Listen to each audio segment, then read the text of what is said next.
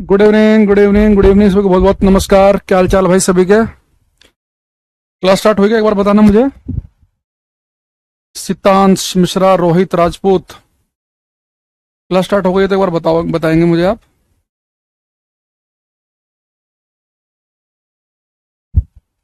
सभी को नमस्कार करते हुए आज की क्लास हम करने वाले हैं शुरू। नवीन कुमार कह रहे हैं नमस्ते सर जी। रोहित कह रहे हैं राधे राधे। हर्षित यादव जी कह रहे हैं कल क्यों नहीं क्लास ली थी। मोहित, सभी को बहुत बहुत नमस्कार। और उम्मीद कर रहा हूं कि आप सब बढ़िया, हेल्दी हैं, फर्स्ट क्लास हैं, फुल एनर्जी के साथ हैं। आज की क्लास में हम जो पढ़ने वाले हैं, हीट चल रहा है ना आपकी क्लास में। और लास्ट क्लास में मैंने आपको वाष्पीकरण और वाष्पन, वेपोराइजेशन और इवोपोरेशन में कुछ डिफरेंस बताए थे। बहुत सारे क्वेश्चन आपसे पूछे गए, आपने बढ़िया आंसर दिए उनके। आज हम आगे बढ़ेंगे, ठीक है। ठीक है सुमन जी, स्टार्ट करें? ठीक है, सब कुछ ओके है। ओके ठीक है। यहां देखो, अब हेडिंग डालेंगे हम, anomalous behaviour of water. Anomalous behaviour of water, जल का असामान्य, जल का असामान्य या विचित्र व्यवहार। एनोमलस बिहेवियर ऑफ वाटर, ठीक है। नया साइंस स्पेशल बैच शायद इस मंथ के एंड में आएगा, है ना। अभी कोई ऐसी जानकारी नहीं है, पर मंथ के एंड में आने की संभावना है। देखो, अब आप कहेंगे सर आपने लिखा एनोमलस। एनोमलस का होता है एबनॉर्मल, एबनॉर्मल बिहेव करना, स्ट्रेंज, विचित्र, अलग प्रकार से बिहेव करना, ठीक है। तो आप कहेंगे सर, आप कह रहे हैं जल का व्यवहार विचित्र, एबनॉर्मल, अलग सा, सबसे डिफरेंट, जबकि हम तो बचपन से पढ़ रहे हैं कि जल जीवन है। आप कह रहे हैं कि जल विचित्र है, ऐसा क्यों? ऐसा मेरे साथ साथ कुछ देर के बाद बच्चे भी कहने लगते हैं, आप भी कहने लगोगे कि जल देखो विचित्र क्यों है। इस बात को समझना। देखो नॉर्मली क्या होता है, अगर हम किसी चीज को गर्म करें तो गर्म करने पर चीजें एक्सपेंड करती हैं, फैलती हैं। तो गर्म करने पर चीजें नॉर्मली एक्सपेंड करती हैं, फैलती हैं। जैसे आपको पता है कि ट्रेन की जो पटरियां होती हैं उनके बीच में हम थोड़ा गैप क्यों छोड़ देते हैं, ताकि पटरियां जो गर्मियों में अगर फैलने भी लगे तो उनके पास एडजस्ट होने की जगह होनी चाहिए। तो गर्म करने पर चीजें एक्सपेंड करती हैं। लेकिन पानी के साथ पता आपको क्या दिक्कत है? मान लो कि आपके पास 0 डिग्री सेल्सियस का पानी है। मैं आपको पढ़ा चुका हूं कि मेरे पास 0 डिग्री का बर्फ भी हो सकता है, 0 का पानी भी। जब तक सारा का सारा बर्फ पिघलकर पानी में नहीं बदलता है तो तापमान 0 ही तो रहता है। अब मान लो कि मेरे पास में 0 डिग्री सेल्सियस का पानी है और मैंने उसे गर्म करना शुरू किया। उसका टेम्परेचर 0 से हो गया 1, और गर्म किया 2, और गर्म किया 3, और गर्म किया 4। तो टेम्परेचर बढ़ रहा है पानी का, 0 से 1, 2, 3, 4। तो बेटा गर्म करने पर चीजें फैलती हैं, एक्सपेंड करती हैं। लेकिन पानी के साथ पता क्या है, अगर हम पानी को गर्म करना शुरू कर दें तो पानी सिकुड़ने लगता है। अगर पानी मान लो 0 डिग्री पर इतनी जगह घेर रहा था, पानी का वॉल्यूम, पानी का आयतन 0 पर इतना था, पानी को हम गर्म करने लगेंगे तो पानी 0 से लेकर 4 तक सिकुड़ता है, पानी का वॉल्यूम, आयतन घटता है। लेकिन पानी को 4 डिग्री से ऊपर गर्म करेंगे तो बाकी चीजों की तरह पानी फैलना शुरू कर देगा। यानी पानी का व्यवहार कितना विचित्र है कि पानी 0 से लेकर 4 तक तो सिकुड़ता है, उसका वॉल्यूम, आयतन घटता है, कम जगह घेरेगा, और 4 के बाद फिर से बढ़ने लगता है उसका वॉल्यूम। तो पानी के साथ में क्या मैटर है यहां देखेंगे, वाटर के साथ में, कि पानी को अगर हम 0 डिग्री सेल्सियस से 4 डिग्री सेल्सियस तक गर्म करें तो उसका जो वॉल्यूम है, उसका जो आयतन है, वो घटेगा। लेकिन बेटा अगर हम पानी को 4 डिग्री से ऊपर गर्म करें, अबव 4 डिग्री सेल्सियस, पानी को 4 डिग्री से ऊपर गर्म करें, 4 डिग्री से ऊपर, तो पानी का जो वॉल्यूम है, पानी का जो आयतन है, वो बाकी चीजों की तरह बढ़ने लगता है। यानी कि पानी का जो वॉल्यूम है 0 से लेकर 4 तक तो घटता है और 4 के बाद बढ़ता है, तो सबसे कम कहां पे हुआ? 4 पर। तो ठीक 4 डिग्री सेल्सियस पर पानी का वॉल्यूम होता है सबसे कम।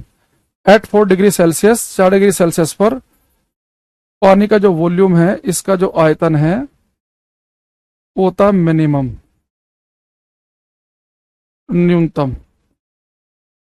तो अगर पेपर में बहुत ही आसान क्वेश्चन आए तो ये आ जाएगा कि पानी का आयतन सबसे कम कहां पर होता है, पानी सबसे कम जगह कब घेरता है, तो हम बोलेंगे पानी का वॉल्यूम सबसे कम होता है 4 पर। या आपसे कोई पूछ ले कि 0 से लेकर 4 तक पानी को गर्म करते हैं तो पानी का वॉल्यूम घटता है, 4 पे सबसे कम होता है, 4 के बाद पानी का वॉल्यूम बढ़ता है। अब पेपर में क्वेश्चन कैसे आएगा, अब उस बात है। मैंने कहा कि या तो एक लैंग्वेज ये मिल सकती है कि पानी का आयतन सबसे कम किस तापमान पे, 0 पर, 2 पर, 4 पर, 8 पर, ऐसे ऑप्शन दे देगा, तो पानी सबसे कम जगह घेरता है 4 डिग्री पर। या दूसरा क्वेश्चन कैसे मिलेगा, वो आपसे कहेगा कि अगर हम पानी को 0 से लेकर 10 डिग्री तक गर्म करें, 0 से लेकर 10 तक, तो आपको पानी के वॉल्यूम पर, आयतन पर क्या प्रभाव दिखेगा। अगर पानी को 0 से लेकर 10 तक गर्म करेंगे तो पानी के वॉल्यूम पर, आयतन पर क्या प्रभाव दिखेगा, घटते हुए, बढ़ते हुए, पहले बढ़ते हुए फिर घटते हुए, पहले घटते हुए फिर बढ़ते हुए, कुछ इस टाइप के ऑप्शन होंगे। तो आप किस पर टिक लगाएंगे, अगर पानी को 0 से लेकर 10 तक गर्म करें तो उसके वॉल्यूम पर क्या प्रभाव दिखेगा।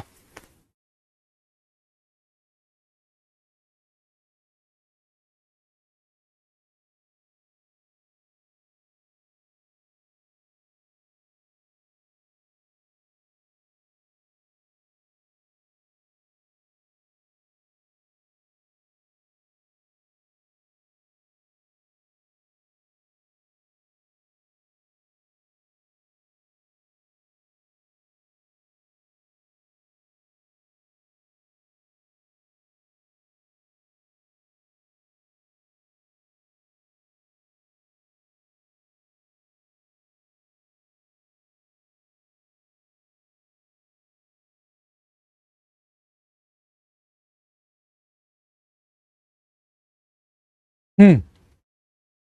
तो जितने बच्चे कह रहे हैं कि पहले घटेगा फिर बढ़ेगा, उनका सही है। भाई आप एक चीज देखो, आप पानी को गर्म कर रहे हैं 0 से लेकर 10 तक, पानी को 0 से लेकर 10 तक गर्म किया तो क्या होगा, 0 से लेकर 4 तक तो आपको पता है कि पानी का वॉल्यूम घटता है 0 से लेकर 4 तक, और 4 से ऊपर बढ़ेगा, यानी कि 4 से लेकर 10 तक बढ़ेगा। तो हमारा आंसर होगा पहले घटेगा और फिर बढ़ेगा।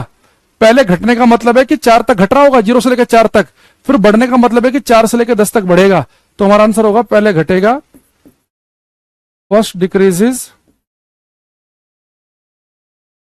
And then increases. पहले घटेगा और फिर बढ़ेगा। ऐसे आप सिंपली माइनस कोमा प्लस लिख लो, यानी कि पहले घटना और फिर बढ़ना। तो पानी को अगर हम 0 से लेके 20 बोल दे, 25 बोल दे, 18 बोल दे, 17 बोल दे, आपको दिमाग में रखना है कि 4 तक घटता है और फिर 4 के बाद बढ़ता है। अब देखो यहां पर एक शब्द हमें और समझना है। आपने इसे वॉल्यूम सुना है, आपने एक शब्द और सुना होगा, डेंसिटी, घनत्व। डेंसिटी, घनत्व, इसे लिखते हैं हम डी से, इसका हम फॉर्मूला लिखेंगे। उससे पहले मैं आपसे दो चीजें पूछूंगा। अगर मैं आपसे कहूं कि भाई ये 2 कमरे हैं, इस कमरे के अंदर 1 2 3 4 5 6 लोग सो रहे हैं, इसमें भी 1 2 3 4 5 6 लोग सोए हुए हैं। अब आपको इन दोनों में से किसी एक कमरे में सोने का मौका मिला। मान लो घर में बहुत सारे मेहमान आ गए, आपको पहले कमरे में सोने का मौका मिल रहा है, दूसरे में भी, तो आप किस में सोना पसंद करोगे, पहले में कि दूसरे में। आपको किस हम तो दूसरे रूम में सोएंगे, कि पहले वाले में ये छोटा सा स्टोर रूम है, इसके अंदर भी 6 लोग भरे पड़े हैं और इतने बड़े हॉल में भी 6 लोग भरे पड़े हैं। तो सर ये जो स्टोर रूम है मुझे बहुत भरा भरा लग रहा है, बहुत ही डेंस लग रहा है। इसका घनत्व यानी कि घनत्व ज्यादा है, यानी कि ज्यादा भरा भरा सा लग रहा है। कम जगह में ज्यादा मेटेरियल भरा हुआ हो, थोड़ी सी जगह में बहुत सारे पार्टिकल भर दो, यानी कि वो चीज बहुत ही ज्यादा डेंस घनत्व वाली है। ये आपको सर ये तो मैं खाली खाली से लग रही है, ये ज्यादा डेंस नहीं है, इसका घनत्व ज्यादा नहीं है, तो खाली खाली से लग रही है, यानी इसकी डेंसिटी कैसी है, कम। यानी दोनों जगह आदमी सेम ही थे, अगर सेम पार्टिकल यहाँ है, 6 यहाँ पर हैं, लेकिन जहां पर वॉल्यूम ज्यादा होगा उस चीज का डेंसिटी घनत्व आपको कम लगेगा। मान लो कि जैसे हम कहते हैं कि भारत में जो बिहार राज्य है उसका जनसंख्या घनत्व, पॉपुलेशन डेंसिटी सबसे ज्यादा है, यानी बिहार में जो पूर्ण राज्य हैं उनकी बात कर रहा हूं मैं, तो बिहार में क्या है कि कम जगह में बहुत सारे लोग रह रहे हैं तो पॉपुलेशन डेंसिटी ज्यादा है। लेकिन आप चले जाओ सिक्किम वगैरह में, वहां बहुत बड़े एरिया में कम ही लोग रह रहे हैं, यानी कि वहां की पॉपुलेशन डेंसिटी कम है। तो कम जगह में बहुत सारे लोग रहे यानी कि डेंसिटी ज्यादा होना। तो डेंसिटी का जो फॉर्मूला बनता है वो बनता मास अपॉन वॉल्यूम, द्रव्यमान बटे आयतन। इस फॉर्मूले को ध्यान समझना आप। ये फॉर्मूला आपसे क्या कह रहा है, डेंसिटी को लिख रहे हैं हम डी से, मास को लिखेंगे एम से, वॉल्यूम को वी से। ये कह रहा है कि अगर मास सेम हो, भाई 6 पार्टिकल यहां है 6 यहां है, मास अगर सेम है तो फिर जहां पे वॉल्यूम कम होगा, जहां पर आयतन कम होगा, कम जगह होगी, जहां पर वॉल्यूम कम होगा वहां की डेंसिटी कैसी होगी, ज्यादा। यानी डेंसिटी और वॉल्यूम, घनत्व और आयतन एक दूसरे के व्युत्क्रमानुपाती है, इनवर्सली प्रोपोर्शनल है। वॉल्यूम घटेगा तो डेंसिटी बढ़ेगी, वॉल्यूम ज्यादा होगा तो डेंसिटी कम होगी, वॉल्यूम ज्यादा डेंसिटी कम, वॉल्यूम कम डेंसिटी ज्यादा। तो हमारा काम हो गया। अगर मैं पानी को 0 से लेकर 4 तक गर्म करूं तो पानी का वॉल्यूम कम होता है, पानी सिकुड़ता है, कम जगह में आता है, तो 4 तक वॉल्यूम घट रहा है, यानी कि डेंसिटी बढ़ेगी। तो पानी को 0 से लेकर अगर 4 तक गर्म करेंगे तो पानी की डेंसिटी बढ़ेगी। 4 से ऊपर अगर वॉल्यूम बढ़ रहा है तो यानी कि डेंसिटी कम होगी। घनत्व घटेगा, 4 पे वॉल्यूम मिनिमम है तो डेंसिटी होगी मैक्सिमम, अधिकतम।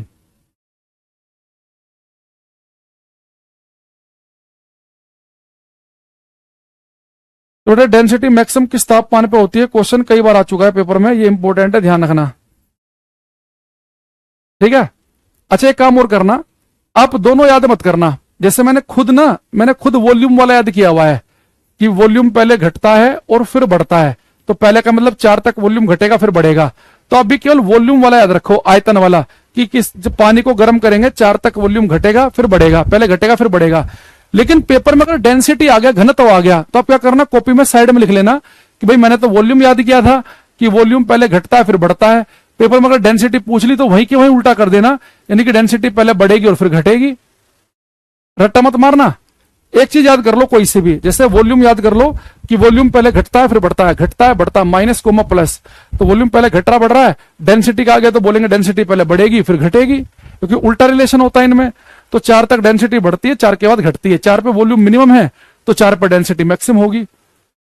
बताओ यहां तक की बात समझ में आई सभी को, हाँ या ना? फिर कुछ बढ़िया क्वेश्चन पे आऊंगा मैं, फिर पीडीएफ से क्वेश्चन करवाऊंगा आपसे। यहां तक की बात कितने बच्चों को क्लियर है? मैं शिव का हूं शिव मेरे हैं।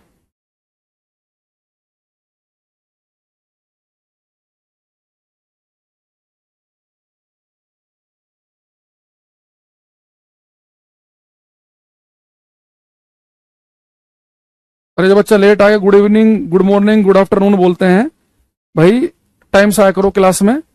चलती हुई क्लास में फिर कोई मतलब नहीं है, और कमेंट की लाइन में मत लगाया करो। ओके है, क्लियर है, ठीक है।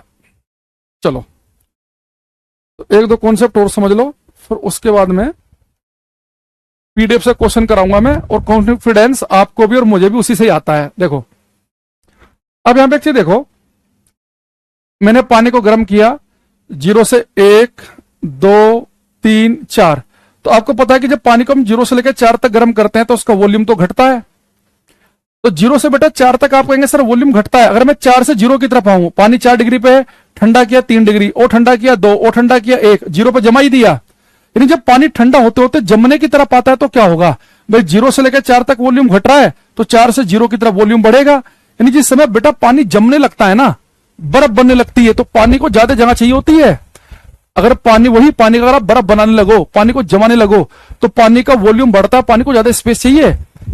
इसका बहुत बढ़िया एग्जांपल क्या है, आप अपने घर में कांच की बोतल लेना और पूरी की पूरी जो कांच की बोतल है पानी से भर देना और ऊपर टाइट बंद कर देना, उसे छोड़ देना फ्रीजर में। जो पानी उसके अंदर रखा है ना, जब फ्रीज के अंदर आप रखोगे उसे फ्रीजर में, जो पानी जम जाएगा ना, कांच की बोतल टूट जाएगी, चटक जाएगी वो। तो जब पानी जमता है तो कांच की बोतल क्यों टूट रही है, क्योंकि जब पानी जमना शुरू करता है तो उसका वॉल्यूम बढ़ जाता है, उससे ज्यादा आयतन बढ़ जाएगा, उससे ज्यादा जगह चाहिए। तो जब पानी का जब बर्फ बनेगा तो वॉल्यूम बढ़ेगा, तो कांच की बोतल को तोड़ देगा। या अगर आपके पास में, अभी मेरे पास यहाँ बोतल चले दिखाई दे रही है, तेल की, पूजा का तेल है ये। मान लो कि आपके घर में कोई ऐसे पानी की बोतल है, प्लास्टिक की, कांच की नहीं है, उसे पूरा पानी से भर देना और फ्रीजर में रख देना। आप एक चीज देखोगे, जो बोतल अंदर को दबी हुई होती है ना, ये बाहर को फूल जाएगी। अगर प्लास्टिक की बोतल है, बाहर को निकल जाएगा इसका ये वाला हिस्सा। क्योंकि जब पानी जमता है तो उसका वॉल्यूम, उसका आयतन बढ़ता है, उसे ज्यादा जगह चाहिए। तो कांच की बोतल तो वैसे फ्लेक्सिबल होती नहीं है, तो कांच की बोतल में जब पानी जमेगा तो टूट जाएगी। प्लास्टिक थोड़ी फ्लेक्सिबल होती है तो बाहर को निकल जाएगा वो। तो अगर आपसे कोई कहे कि जब पानी जमना शुरू करता है तो क्या होता है, हम बोलेंगे पानी जमना शुरू करता है तो उसका वॉल्यूम बढ़ता है, आयतन बढ़ता है। इसलिए कांच की बोतल पूरी अगर भर के हम रख दें फ्रीजर में, टूट जाती है। बहुत ही जो कोल्ड कंट्री होते हैं, फ्रिज का नुकसान नहीं हो, अरे नहीं, फ्रिज ऐसे टूट के ऐसे नहीं झटके लग जाएंगे, वो जो कांच की बोतल उसमें दरार सी आ जाएगी। तो जो बहुत ही कोल्ड कंट्री होते हैं उनमें कई बार पानी के पाइप तक फट जाते हैं। मान लो पाइप में पूरा पानी भर के चल रहा है और अचानक से टेम्परेचर गिर जाए, तो जो पानी अंदर है जो बर्फ बनेगी तो उससे तो ज्यादा वॉल्यूम चाहिए, जगह ज्यादा चाहिए, तो पानी के पाइप तक फट जाते हैं। तो पानी जमने पर पानी के पाइप का फटना, पानी जमने पर बोतल का टूट जाना, पानी जमने पर प्लास्टिक की बोतल का फैल के बाहर को आ जाना, ये सब क्यों हो रहे हैं? क्योंकि जब पानी जमता है तो उसका वॉल्यूम बढ़ता है, आयतन बढ़ता है, उसे स्पेस ज्यादा चाहिए, इसलिए ऐसा हो रहा है। तो यहां पर लिखेंगे हम ड्यूरिंग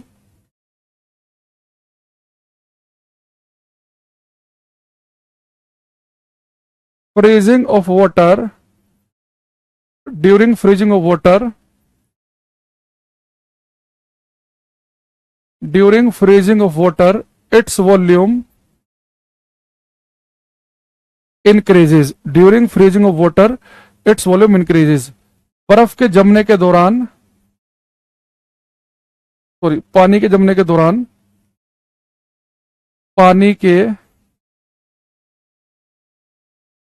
जमने के दौरान इसका आयतन बढ़ता है।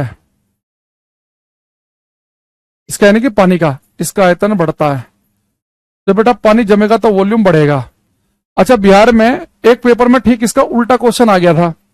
हमने क्या पढ़ा कि जब पानी जमेगा तो वॉल्यूम बढ़ेगा पानी जमते समय। उन्होंने पूछा कि जब बर्फ पिघलेगी तो क्या होगा।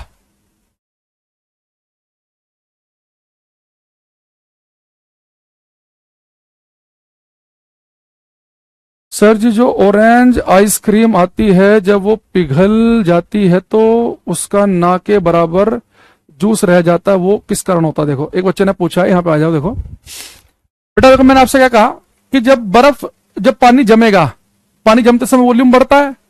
तो मैं आपसे कहूं कि जब बर्फ पिघलेगी तो क्या होगा, तो आप कहेंगे सर अगर पानी के जमते समय वॉल्यूम बढ़ रहा है तो इसका मतलब है कि पिघलते समय वॉल्यूम घटेगा। यानी कि अगर आपके पास एक बर्तन में बर्फ भरा है, तो जब वो बर्फ पिघलती है, जैसे मैंने कहा कि जब पानी जमेगा तो वॉल्यूम बढ़ेगा, तो बर्फ पिघलते समय क्या होगा, वॉल्यूम घटेगा। तो यहां पे बोलेंगे हम कि during melting of ice, during melting of ice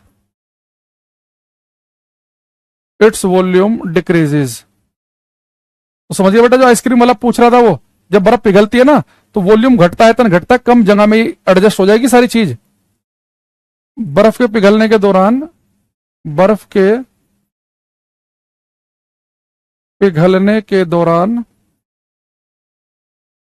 बर्फ के पिघलने के दौरान इसका आयतन घटता है। तो इसमें भी आपको दोनों याद नहीं करने, एक याद करो ऊपर वाला, क्योंकि पेपर में ये ज्यादा पूछता है। तो आपको याद रखना है कि जब पानी जमता है तो पानी के पाइप फट जाते हैं, कांच की बोतल टूट जाती है। तो यानी जब पानी जमता है, फ्रीज होता है, तो वॉल्यूम बढ़ता है, ज्यादा जगह चाहिए। तो अगर आप जमते समय वॉल्यूम बढ़ रहा है, यानी कि पिघलते समय वॉल्यूम घटेगा, और लगभग लगभग 10% का फर्क आ जाता है, ये 10% के आसपास। तो अगर कोई बर्फ जब पिघलती है तो उसका वॉल्यूम 10% कम हो जाता है, और जब पानी जमता है तो वॉल्यूम 10% बढ़ जाता है। तो जमते समय वॉल्यूम बढ़ेगा, पिघलते समय घटेगा, जमते समय बढ़ना, पिघलते समय घटना। अब मैं कुछ क्वेश्चन आपसे पूछ रहा हूं, अब आपको इसका आंसर देने हैं। तो आपका टेस्ट होगा 5, 6, प्रैक्टिस सेट नंबर 5 और 6 में चाहिए। 7 में तो ऐसा कुछ खास नहीं है, 5, 6 ले लेते हैं। 5, 6।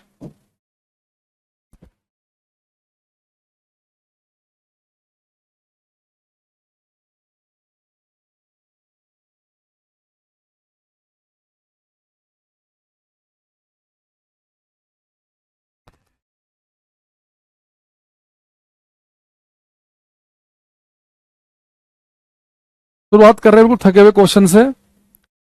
इसमें लिखा है इसने, क्वेश्चन का नंबर भी लिखना आप साथ में, 6 के आगे लिखना ABCD। Density of water is highest at the temperature. तो बेटा डेंसिटी कह रहा है किस तापमान पर अधिकतम होगी, तो वाटर की डेंसिटी मैक्सिमम होती है 4 डिग्री पर, है ना। तो 0 पर टिक मत लगा देना, ये आसान क्वेश्चन है, इसमें मैं टाइम खराब नहीं करूंगा आपका, ठीक। अच्छा, ये क्वेश्चन करेंगे, क्वेश्चन नंबर 14।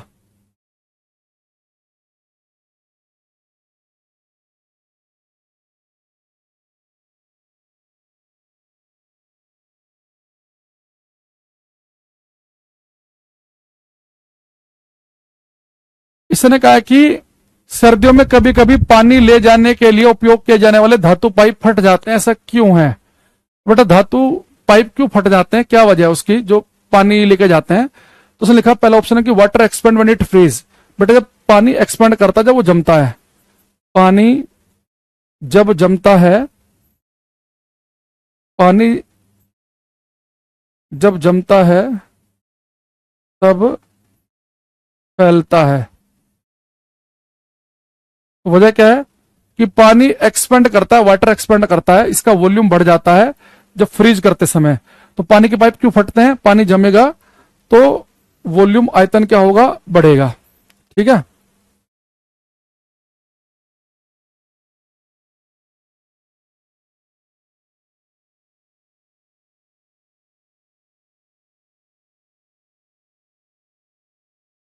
क्वेश्चन नंबर 16 करो, ये बिहार का क्वेश्चन था जो मैंने आपसे बोला था।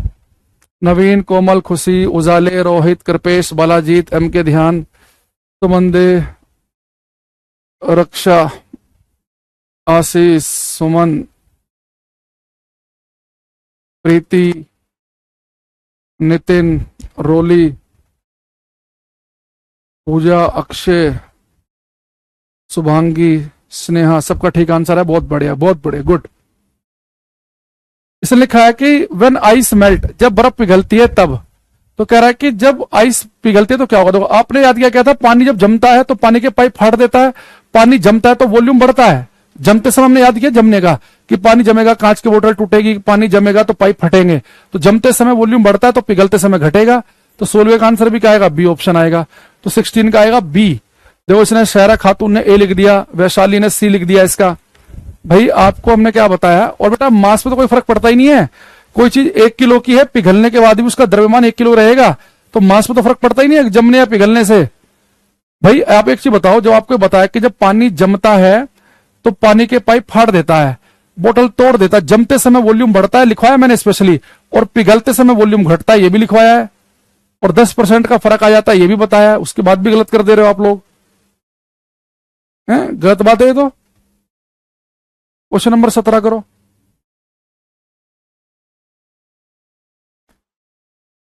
लिख रहा है कि पानी से भरी कांच की बोतल फ्रीजर में रखने पर टूटती है क्यों। तो पानी से भरी कांच की बोतल क्यों टूटती है, क्योंकि आपको पता है कि जब पानी से भरी कांच की बोतल इसलिए टूटती है, जब पानी जमता है तो उसका वॉल्यूम बढ़ता है, पानी एक्सपेंड करता है, फैलता से टूटती है। तो सी ऑप्शन में लिखा है कि the volume water increases on freezing. जमने पर पानी का आयतन बढ़ जाता है, पानी की आयतन नहीं, पानी का आयतन। बहुत सारे बच्चे जो होते हैं ना, उन्हें स्त्रीलिंग पुरलिंग में फर्क नहीं पता होता। इससे मैं एक बार बनारस क्लास ले रहा था, मैंने एक बच्चे से कहा भाई लेट क्यों हो गए, कह रहा सर बस नहीं आ रहा था। मैंने बस नहीं आ रहा था कि बस नहीं आ रही थी। तो बड़ी समस्या होती है बच्चों को, बहुत सारों को, कि आ रहा था कि आ रही थी, है? पानी की आयतन बढ़ जाती है, पानी की आयतन नहीं बढ़ती, पानी का आयतन बढ़ जाता है। की का इनका ध्यान होना चाहिए खासतौर से।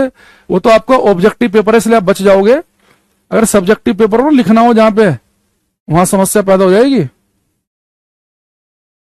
Water is heated from 0 to 4 its volume. तो हमने वॉल्यूम का याद किया है, वॉल्यूम को हमने क्या याद किया था कि जब पानी का जो वॉल्यूम है वो 4 डिग्री तक घटता है, 4 के बाद बढ़ता है। तो केवल 4 तक ही पूछ रहा है वो।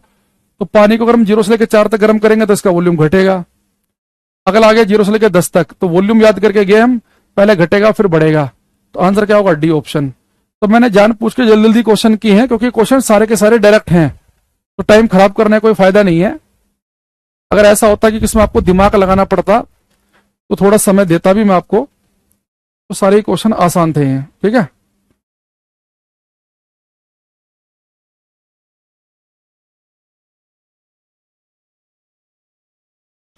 अब यहां पे आएंगे, जितनी बार मैं डायग्राम बनाऊंगा उतनी बार बनाने हैं आपको, कभी एक ही डायग्राम में काम कर दो। सारे क्वेश्चन अलग अलग हैं। बेटा हमारे पास में एक बीकर है,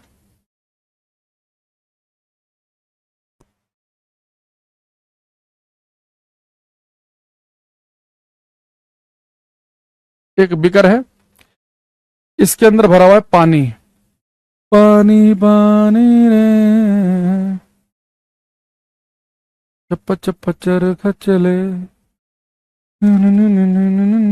हमारे पास बेटा एक बीकर में पानी है, और इस पानी के अंदर एक आइस क्यूब तैर रही है बड़े मजे के साथ, बड़े आनंद के साथ।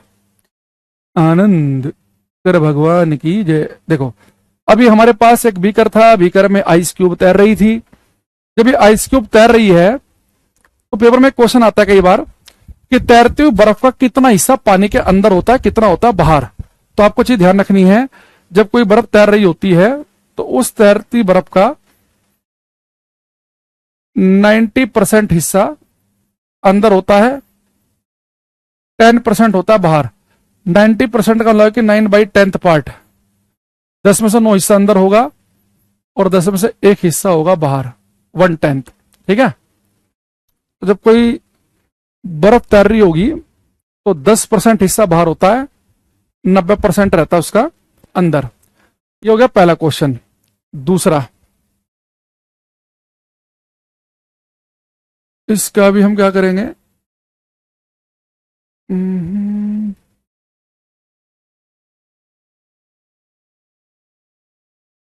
यहाँ आ जाओ।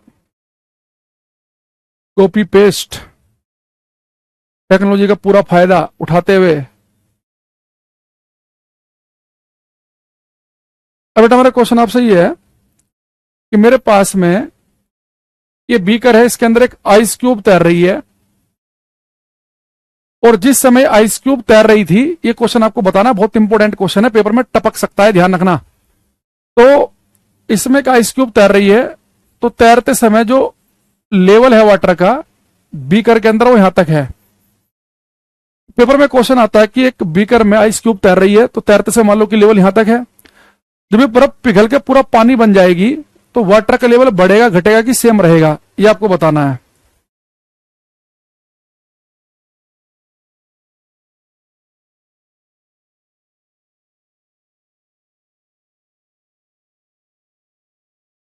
जब बर्फ पिघल जाएगी तो बीकर में आपको वाटर का लेवल बढ़ते हुए दिखेगा, घटते हुए दिखेगा कि सेम दिखेगा? क्या आंसर होगा इसका? बढ़ेगा घटेगा कि सेम रहेगा? नम्रता का गलत हो गया, आशीष यादव जी का ठीक है, कृपेश का भी गलत है। बर्फ पिघलने पर वाटर के लेवल पर क्या फर्क पड़ेगा? नवीन कुमार का सही है, तनु का सही है, अमृत का सही है, गौरव सिंह का भी सही है, रक्षा का गलत हो गया है, सुमन का भी गलत। देखो बेटा इसका आंसर होता है, अगर किसी बीकर में आइस क्यूब तैर रही हो, केवल आइस क्यूब की बात करें वो कि आइस क्यूब तैर रही है, तो उस आइस क्यूब के पिघलने पर वाटर के लेवल पे कोई फर्क नहीं पड़ता, जो लेवल पहले था वही का वही रहेगा। अपने घर में भी ट्राई करना, एक गिलास लेना, उसमें बर्फ डाल देना और पानी भर देना ऊपर तक। अभी बिल्कुल ऊपर तक बर्फ और पानी है, जब बर्फ पूरी पिघल भी जाएगी ना तो पानी छलक के बाहर नहीं आएगा, वाटर का लेवल सेम रहता है। इसका मैं भी टेक्निकल रीजन भी बता दूंगा, पहले आप लिखेंगे after melting of ice, comma, the level of water in beaker will remain same. बर्फ के पिघलने के बाद बीकर में जल का स्तर समान बना रहेगा। बर्फ के पिघलने के बाद भी जल बाद भी बीकर में जल का स्तर समान बना रहेगा।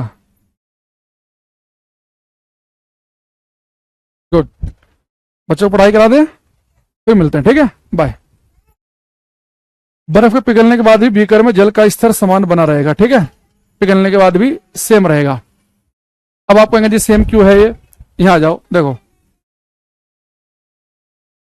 बेटा, मान लो कि ये बर्फ पूरी की पूरी तैर रही थी, ये जो पूरी बर्फ है, इस पूरी बर्फ का मैं मान लेता हूं कि कितना वॉल्यूम है, आप कहेंगे सर 100 सेंटीमीटर क्यूब।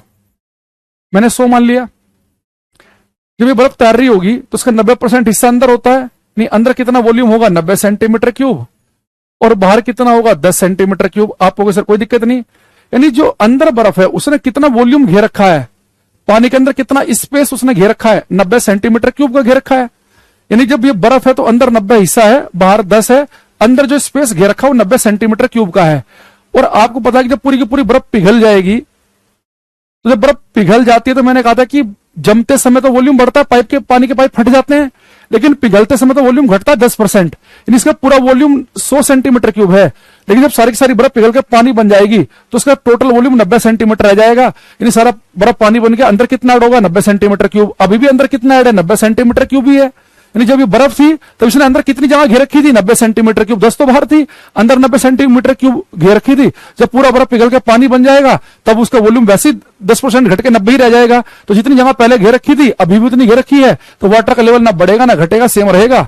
बात समझ रहे हो भाई? हमें पता है कि जब बर्फ पिघलती है तो उसका 10% वॉल्यूम घट जाता है, यानी अभी इसका टोटल वॉल्यूम है 100, लेकिन जब बर्फ पिघल जाएगी तो वॉल्यूम रह जाएगा 90 सेंटीमीटर क्यूब। यानी जब बर्फ का पानी बन जाएगा तो अंदर कितना स्पेस घेरेगा, 90 सेंटीमीटर क्यूब। जब ये बर्फ थी तब भी इसने 90 ही घेर रखा था, 10 तो भारी था, तो वाटर के लेवल पे कोई फर्क नहीं पड़ेगा। बर्फ के समय भी अंदर इसने कितना स्पेस बना रखा है, 90 सेंटीमीटर क्यूब का। पूरा बर्फ पानी बन जाएगा तब टोटल ही 90 रह जाएगा, तो वाटर के लेवल पे कोई फर्क नहीं पड़ेगा। ध्यान रखना कि बर्फ अगर केवल बर्फ है वो पिघल जाए तो वाटर के लेवल पर कोई फर्क नहीं पड़ता है। आयतन क्या रहेगा, सॉरी लेवल क्या रहेगा, सेम। समझ गए बात को? अरे हाँ या ना ये बताओ। और दूसरा ये बताओ कि मैंने क्लास में आपको वाले क्वेश्चन बताया क्या, ऊंचे पहाड़ों पे खाना देर से क्यों पकता है और प्रेशर कुकर में जल्दी क्यों बन जाता है? एक बार ये बताना हाँ या ना में कि ये क्वेश्चन कराए कि नहीं कराए हैं।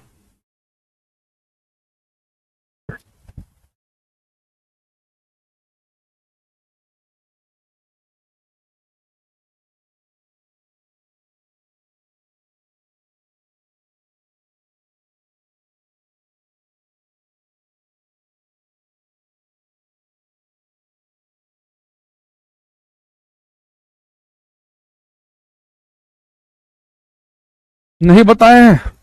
ओके चलो अब उस पर आते हैं हम थोड़ा सा। यहां देखना,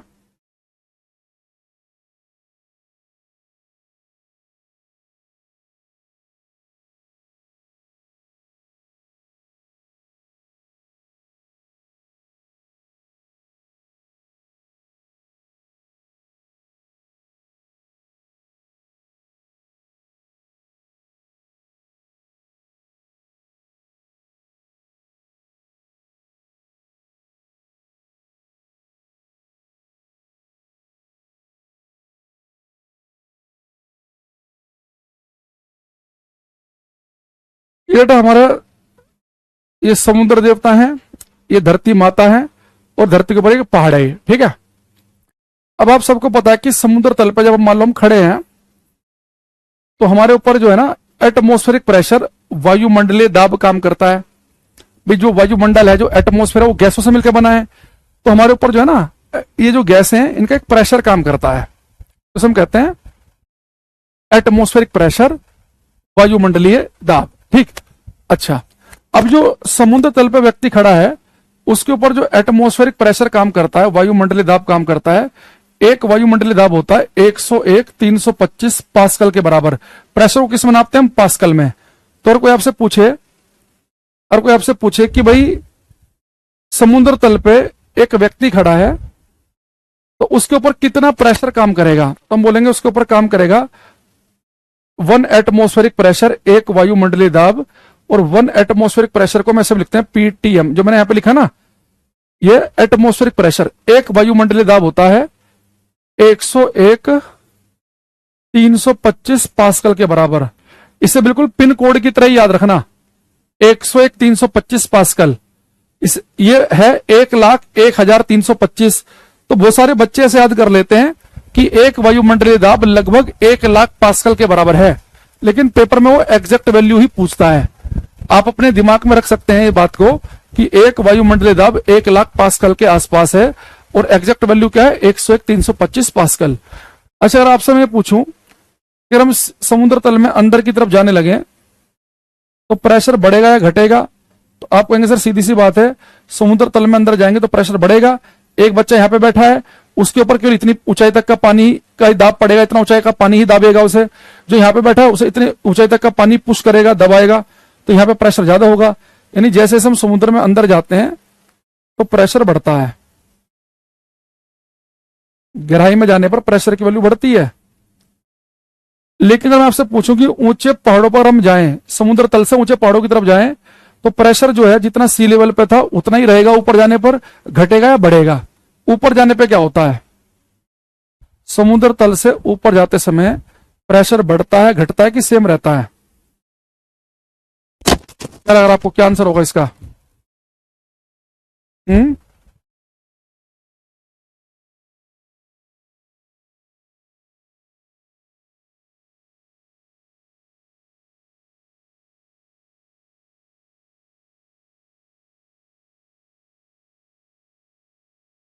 ऊपर जाने पर प्रेशर बढ़ेगा, घटेगा कि सेम रहेगा? जो कह रहा है बढ़ेगा उसका बिल्कुल ही गलत है, जो कहेगा सेम रहेगा महागलत है। घटने वालों का सही है। बेटा देखो,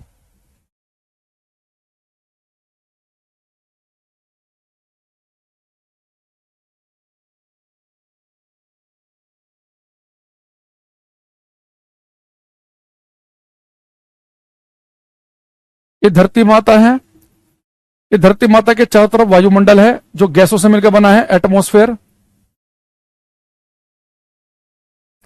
धरती हमारी माता है और हमको सब कुछ आता है ना, कॉन्फिडेंस फुल रखना है। और ये धरती के ऊपर पहाड़ है। आप खुद सोचो, एक बच्चा यहां खड़ा है समुद्र तल पे, एक खड़ा है एवरेस्ट की चोटी पे। तो जो समुद्र तल पे खड़ा है उसके ऊपर इतनी ऊंचाई तक का एटमॉस्फेयर प्रेशर लगाएगा, इतना ऊंचाई तक का प्रेशर, इतना ऊंचाई तक का वायुमंडल दबाएगा उसके सर को, इतनी ऊंचाई तक का वाला। और जो केवल खड़ा ही एवरेस्ट की चोटी पे, उससे केवल इतनी ऊंचाई तक का ही प्रेशर काम करेगा, इतनी ऊंचाई का ही वायुमंडल दबाएगा। तो जैसे सब सी लेवल से ऊपर की तरफ जाते हैं तो प्रेशर की वैल्यू घटती है। तो ऊपर जाने पर प्रेशर, जितना प्रेशर वायुमंडल यहां पर है इसके मुकाबले प्रेशर ऊपर जाने पर कम होने लगेगा। और समुद्र तल में अंदर जाएंगे तो प्रेशर क्या होगा, बढ़ेगा। ठीक है, तो ऊपर जाने पर प्रेशर घटता है और नीचे प्रेशर बढ़ता है। ठीक, अब इसका देखो मैं बहुत बढ़िया एग्जांपल आपको बता रहा हूं। इसका बहुत देखो, इसका मैं बहुत बढ़िया एग्जांपल आपको दे रहा हूं। उस सुंदर एग्जांपल से आप समझ जाओगे। अगर आप कभी पहाड़ों पर जाओ कभी घूमने, तो कोई ना चिप्स का पैकेट ले लेना। अब प्लेन एरिया से चिप्स या कुरकुरे का पैकेट खाना नहीं है। कुरकुरे चिप्स खाने की चीज नहीं है, ये वाहियात चीज है, कूड़ा कबाड़ा है ये जो पेट में डालने वाला। हम अपने घर में कोशिश ये करते हैं कि हम अपने घर में फ्रिज में कोल्ड ड्रिंक रखते ही नहीं है, बिल्कुल भी जीरो। दिक्कत क्या, मान लो रख लो और सोचो कि यार कभी मान लो बहुत तलब से लगे, हल्के एक आध घूंट पी ली, तो उनके साथ समस्या ये है कि फिर इनका मन करता है तो खत्म ना हो जाए। तो सबसे बढ़िया चीज क्या है, कोल्ड ड्रिंक, कुरकुरा, चिप्स विप्स, जो फालतू जो चीजें खासतौर से पैक्ड आइटम, इनमें प्रिजर्वेटिव्स होते हैं बहुत सारे। जो पैक्ड आइटम हम खरीदते हैं ना, ताकि आपने चीज देखी होगी कि घर में हम जब आटा लेके आते हैं, चक्की से पिसवाते हैं, और उसे अगर कुछ दिन तक ऐसे रखा रहे वो, तो थोड़ा उसमें कुछ ना कुछ फुई लगने लगेगी, खराब होने लग जाएगा, मसाले खराब होने लगेंगे। लेकिन जो पैक्ड आइटम है ये कई कई महीने तक खराब ही नहीं होते हैं, प्रिजर्वेटिव्स मिले होते हैं इनके अंदर ताकि वो खराब ना हो। तो बहुत नुकसानदायक है बॉडी के लिए। तो हम कोशिश क्या करेंगे, ऐसी चीज हम ना खाएं, ये केवल एक्सपेरिमेंट के लिए है। तो ये डिस्क्लेमर है कि आप सोचोगे टीचर जो है वो कुरकुरे चिप्स प्रमोट कर रहा है खाने के लिए। अब आपने चिप्स या कुरकुरे का एक पैकेट लिया, वो देखना जो पैकेट है उसके अंदर आपको कुछ गैस सी दिखेगी कि अंदर गैस भरी हुई है, हल्का सा आपको फूला हुआ दिखेगा चिप्स का पैकेट। लेकिन जैसे चिप्स का पैकेट लेके आप जाओगे पहाड़ों पर ऊपर, मतलब पहुंच गए शिमला मनाली कहीं, वो देखना वही चिप्स का पैकेट आपको लगेगा जैसे फटने वाला हो। कभी पहाड़ों पर चिप्स का पैकेट खरीदना, ऐसा लगता है कि पूरी उसके अंदर गैस भरी पड़ी है, बस बिल्कुल ऐसे करेंगे तो फट ही जाएगा वो। तो ऊंचे पहाड़ों पर जाते समय जब हम जाते हैं तो चिप्स का जो पैकेट है वो ज्यादा फूलते हुए क्यों दिखते हैं हमें? उसकी वजह पता क्या है? ऊंचे पहाड़ों पर बेटा बाहर का प्रेशर बहुत कम हो जाता है। सी लेवल के मुकाबले, प्लेन एरिया के मुकाबले ऊंचे पहाड़ों पर प्रेशर कम होता है। और जो गैसें होती हैं या जो लिक्विड होता है, इनकी टेंडेंसी, इनकी प्रवृत्ति होती है हाई प्रेशर से लो प्रेशर की तरफ भागने की। अब अंदर जो गैस भरी है कुरकुरे के पैकेट के अंदर, उसे बाहर प्रेशर लो मिल रहा है, तो लो प्रेशर की तरफ भागना चाह रही है। इसलिए क्या करेगी? लो प्रेशर की तरफ को भागना है उसे, लेकिन भागते समय बीच में दीवार आ जाएगी, पन्नी आ जाएगी, किसकी? कुरकुरे के पैकेट की। तो इसलिए उस पर टक्कर मारेगी वो, तो इसलिए पैकेट आपको फूलते हुए दिखेगा। तो ऊंचे पहाड़ों पर जब हम जाते हैं तो हमें पैकेट ज्यादा फूलते हुए इसलिए दिखाई देते हैं कि अंदर की जो गैस है वो लो प्रेशर की तरफ भागना चाह रही है। तो लो प्रेशर की तरफ भागेगी, जो भागना चाहेगी तो जो पन्नी है, जो पैकेट है, उसकी दीवार पर टक्कर मारेगी, इसलिए पूरा का पूरा फूल जाएगा वो, है ना।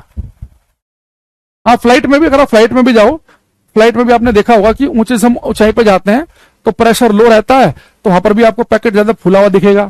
बिल्कुल सही कह रहा है बच्चा ये। दूसरी चीज, अगर आप ऊंचे पहाड़ों पे जाओ, अगर आप बहुत ज्यादा प्रैक्टिस ना हो ना, आपको बहुत फिजिकल एक्टिविटी ना करते हो आप, और अचानक से काफी हाइट पे चले जाए और आपको हाइट की आदत नहीं है, तो नाक कान से खून भी बाहर निकल सकता है।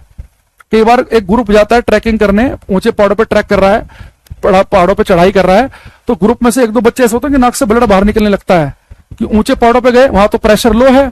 अब अंदर जो ब्लड है, ब्लड तो लिक्विड है ना, तो लिक्विड भी चाहता है हाई से लो की तरफ को भागना। तो जो नाक में बहुत सारी वेसल्स ऐसी होती हैं जिनमें ब्लड फ्लो करता है, बहुत कमजोर होती हैं वो, तो उनके अंदर का जो ब्लड है वो लो प्रेशर की तरफ को भागना चाहता है। इस चक्कर में कई बार वो वेसल्स फट जाती हैं, तो नाक से खून बाहर निकलने लगता है।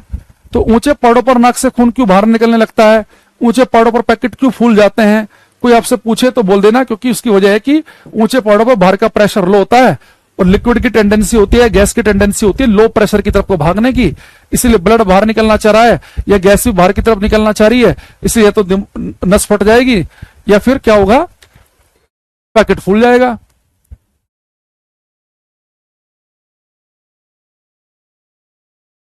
बढ़िया है भाई, अधिकारी बनना है, बहुत बढ़िया, गुड। सर टावर पे चढ़ के कर लें एक्सपेक्ट? नहीं, टावर वावर पे फर्क नहीं पड़ेगा। ऐसा नहीं है कि आप 5वें फ्लोर पे 7वें फ्लोर पे पहुंच गए तो बहुत फर्क पड़ जाएगा। ये काफी हाइट की बात होती है, इतने फर्क नहीं पड़ता कि आप कोई 100 मीटर या 150 मीटर ऊंचे टावर पे चढ़ गए तो वहां पे इतना फर्क आ जाएगा। ये काफी हाइट की बात हो रही है, आप सी लेवल से काफी ऊपर जा रहे हैं, तब आपको प्रभाव देखने को मिलेंगे। ठीक, अब आते हैं यहाँ पे काम की बात पे कि अब मैं आपको एक चीज बताऊंगा कि ऊंचे पहाड़ों पर खाना देर से क्यों पकता है और प्रेशर कुकर में जल्दी क्यों बन जाता है।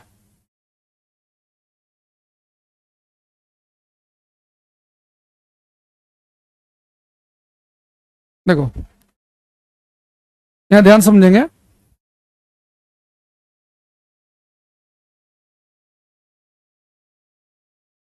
पानी के अंदर जाने से हड्डी चटक जाती है, पानी के अंदर जाने से ना पूरा का पूरा शरीर जो है ना, पानी में आप एक लिमिट तक जा सकते हो, बहुत अंदर जाओगे ना हड्डियां कह रहे हो तुम, सबमरीन खत्म हो जाती है। इतना प्रेशर होता है पानी के अंदर जाने पर, सबमरीन की भी एक लिमिट होती है कि वो इतनी गहराई तक ही जा सकती है। तो बहुत अंदर तक जाएंगे, इतना भयंकर प्रेशर लगेगा ना, सबमरीन को चकनाचूर कर देगी। आदमी तो सेकंड से पहले खत्म हो जाएगा। जैसे भी आपको पता है कि टाइटैनिक जहाज को देखने के लिए जहां पे समुद्र में पड़ा है, वो एक प्राइवेट कंपनी सबमरीन से कुछ लोगों को लेके गई थी, जिसमें बहुत पैसे वाले लोग थे, अरबों खरबोपति आदमी। तो वो कई लोग मर गए थे, अभी आपने पीछे न्यूज सुनी होगी। तो वो 1 सेकंड से पहले मर गए, यानी कि दर्द महसूस होने से पहले मर गए होंगे वो। भाई सिग्नल ब्रेन तक पहुंचता है दर्द का, तो थोड़ा समय लगता है ना, उससे पहले कहानी खत्म हो गई होगी। बहुत खतरनाक प्रेशर होता है अंदर समुद्र में। देखो अब मान लो कि बेटा आप ये बचपन से आप पढ़ते आ रहे हैं कि पानी 100 डिग्री सेल्सियस पर उबलता है, बचपन से पढ़ा आपने। लेकिन ये कोई यूनिवर्सल ट्रुथ नहीं है, ये कोई सार्वभौमिक सत्य नहीं है कि पानी 100 डिग्री पर ही उबलता है, ऐसा कुछ नहीं है। पानी 100 डिग्री सेल्सियस पर पता कब उबलता है?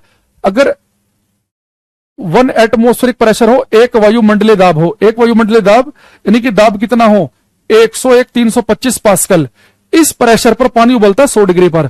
तो पानी जो 100 डिग्री सेल्सियस पर उबलता है वो सी लेवल पर उबलता है 1 एटमॉस्फेरिक प्रेशर पे। अगर आपका मन करे ना, आप पानी को 95 डिग्री पे भी उबाल सकते हो। पानी गर्म होते होते 80 पहुंचा, 80 पे भी उबल जाएगा। आपका मन करे कि पानी 115 पे भी ना उबले, 120 पे भी ना उबले, वो भी हो सकता है।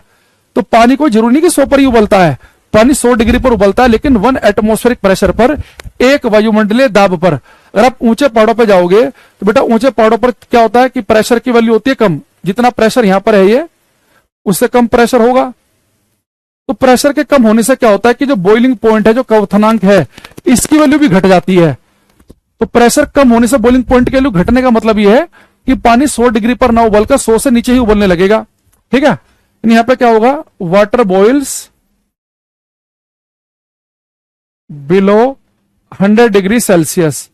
मैंने मान लिया फॉर एग्जाम्पल 90 डिग्री सेल्सियस। अब यहां तक आपको कुछ समझ में नहीं आया होगा, अब ध्यान समझना, अब सारा गेम समझ में आएगा। मैंने कहा कि हम ऊंचे पहाड़ों पर गए, तो ऊंचे पहाड़ों पर क्या होता है कि पानी 100 डिग्री तक पहुंच ही नहीं पाता, 100 से पहले उबलना शुरू कर देता है। मैंने मान लिया कि 90 पे उबल रहा है। अब देखो इससे दिक्कत क्या होगी, ध्यान समझना। ये मान लो कि हम सी लेवल पे हैं, समुद्र तल पे हैं, यहां हम पानी को गर्म कर रहे हैं। पानी का तापमान 20 है, पानी गर्म गर्म होते हुए पहुंचा 30 पर, 40 बढ़िया गर्म हो गया, नहाने के लायक, 50 पे और गर्म, 70 पे तेज गर्म, 80 पे और गर्म, 95 पे और गर्म, 99 पे और गर्म, 100 पे उबलने लग गया। तो सी लेवल पे पानी उबलेगा 100 डिग्री पर।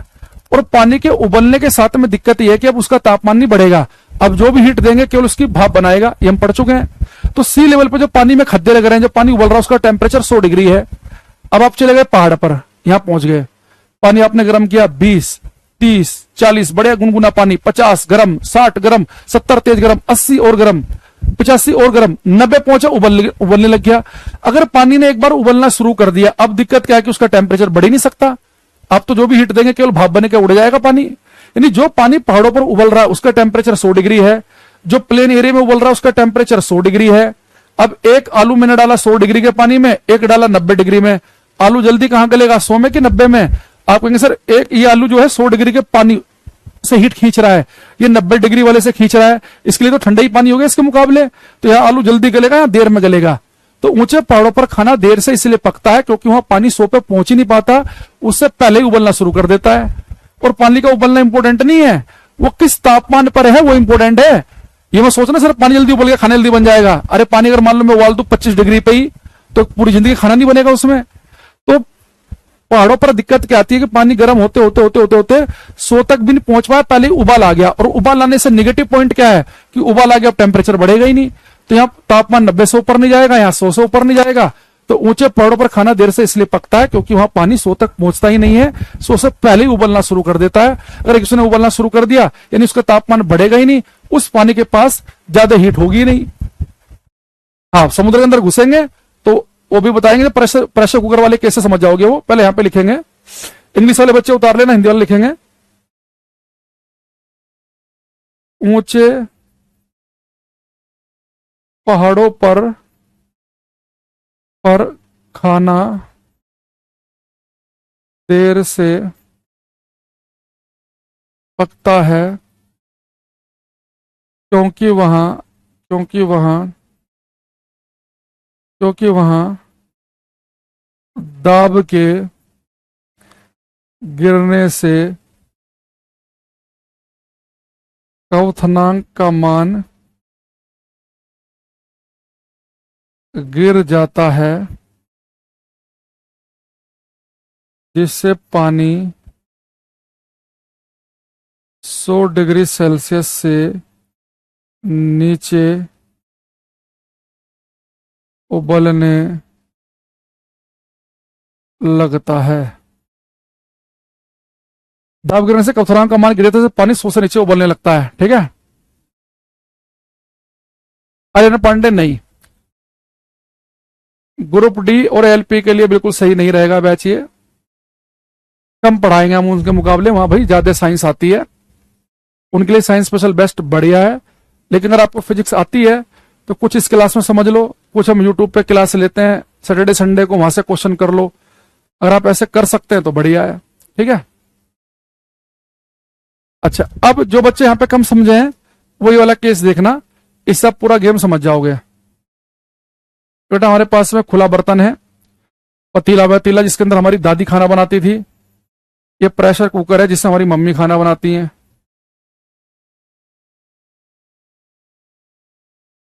अरे वो दोनों में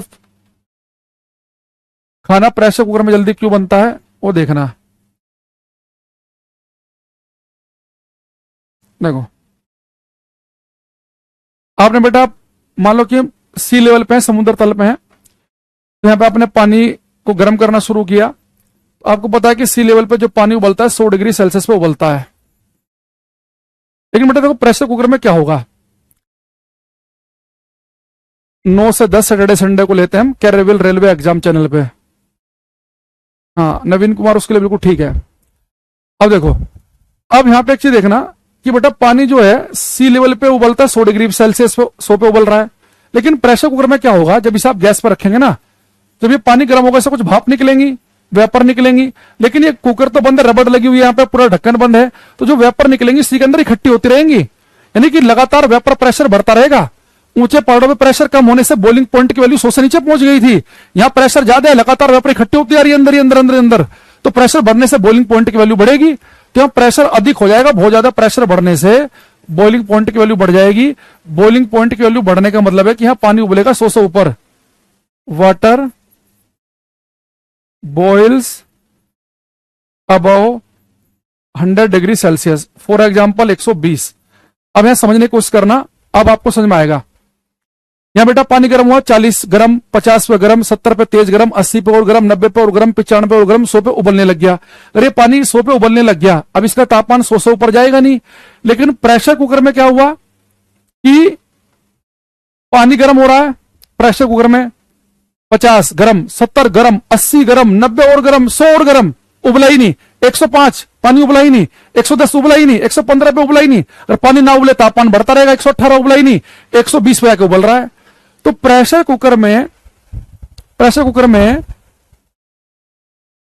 पानी जो बॉईल कर रहा है उसका टेम्परेचर 120, पतीले में जो पानी उबल रहा है उसका टेम्परेचर 100। एक आलू पड़ा है 100 में, एक पड़ा है 120 में, जल्दी गल जाएगा। तो प्रेशर कुकर में खाना जल्दी इसलिए पकता है क्योंकि वहां पानी 100 से अधिक पे उबलता है। तो पानी का बॉइलिंग पॉइंट बढ़ने से फायदा क्या होगा, जब तक पानी ना उबले उसका तापमान लगातार आप बढ़ा सकते हैं। अगर पानी 120 पे भी ना उबला ना तो 121 भी पहुंच जाएगा, 121 पे भी नहीं उबला 122 भी पहुंच जाएगा। लेकिन जैसे उबलना शुरू कर देगा अब तापमान नहीं बढ़ेगा। तो यहाँ पानी लगातार 100 पे उबल रहा है, 120 के आसपास उबल रहा है, तो यह खाना जल्दी बनेगा। पर इसके नुकसान है, इतने हाई टेम्परेचर पानी बॉईल कर रहा है तो जो दाल सब्जी आप इसके अंदर डालते हैं ना, उसके बहुत सारे पौष्टिक तत्व डिस्ट्रॉय हो जाते हैं। ये उतनी हेल्दी नहीं है। यहाँ पे दाल जो है पकती नहीं है, गलती है। कितनी फटाक, कितना तेज हीट मिली, इतना तेज आंच मिली कि दाल गल गई। तो जो धीरे धीरे जो दाल पकती है ना, वो वाला काम नहीं होता इसमें, इसलिए गैस वैस की समस्या ज्यादा रहती है प्रेशर कुकर खाने से। पर फायदा क्या है कि टाइम बचता है, जल्दी खाना बनता है, एनर्जी सेव होती है, सिलेंडर अधिक समय तक चलता है। इसके फायदे भी हैं, नुकसान है उतना बढ़िया नहीं है। ठीक है, यहां पे लिखेंगे ना, पानी का बॉइलिंग पॉइंट हर जगह सेम नहीं है। जैसे सी लेवल पे 100 डिग्री है, जैसे ऊपर जाओगे कहीं पे 99.5, कहीं 99, कहीं 98.2, कहीं 97.4, ऐसे अलग अलग हो रहे रहते हैं। अगर आप एवरेस्ट की चोटी पे जाओ ना, ठीक पॉइंट ऊपर चोटी पे, तो वहां तो पानी 68 डिग्री पे उबलने लगता है, एवरेस्ट की चोटी पर 68 डिग्री पर ही। यहां पे लिखेंगे, इंग्लिश वाले उतार लेना, प्रेशर कुकर में खाना जल्दी पक जाता है क्योंकि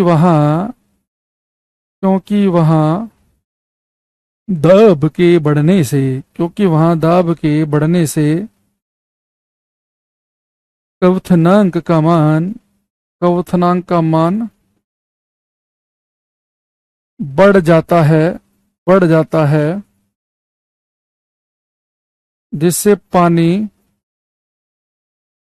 100 डिग्री सेल्सियस से अधिक पर उबलने लगता है। ठीक है, ठीक है। एक दो क्वेश्चन पूछ लेते हैं आपसे लगे हाथ, अभी 3-4 मिनट बचे हैं आपके, तो उनका पूरा फायदा उठाएंगे हम।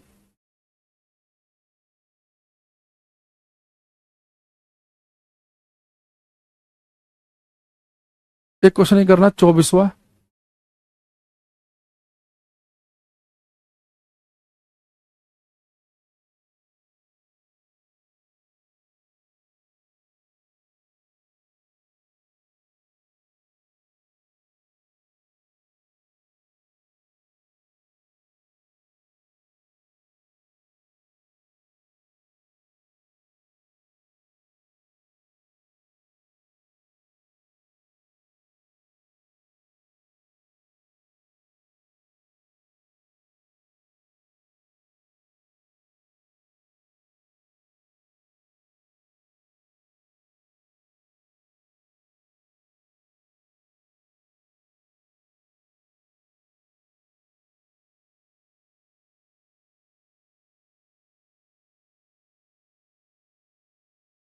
इसने क्या लिखा है, प्रेशर कुकर में खाना जल्दी पक जाता है क्यों?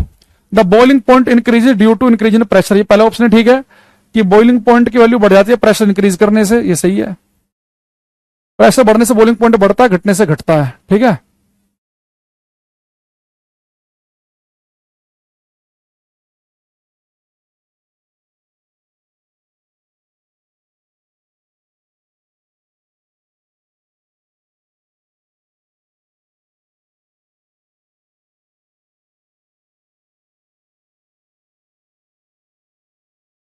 क्वेश्चन नंबर 5 करो।